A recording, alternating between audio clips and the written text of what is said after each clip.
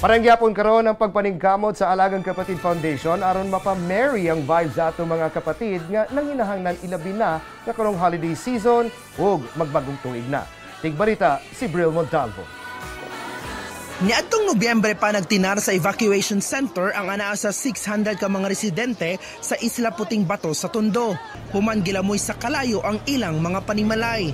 Busa, gibisita sila sa Alagang Kapatid Foundation kauban ang Playtime Cares. Merry ang vibes dihang gitunulan ang mga bakwit ug mga hot meals ug Noche Buena packages. Aduna sab sila kitchen starter kits nga anaay sulod nga mga plato, pitzel ug water jugs. Perfect kining mga pamasko aron makahinay-hinay silang bangon sa nasinatiang trahedya. Para nga pang-umpisa nila dahil nga nawala ang lahat ng kanilang mga gamit noong sila'y masunugan. So again, ito ay patuloy pa rin ng ating paghahatid ng saya ngayong Pasko para sa ating mga kapatid. We have been very blessed this year. That's why we're sharing it to everyone. Ay pamaniini, gibisita sab sa Alagang Kapatid Foundation ang Sitio Bilete sa poblasyon Quezon.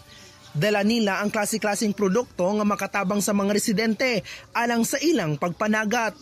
Masing walay bagyo, problema gihapon nila ang dagkong balod tungod sa hanging amihan.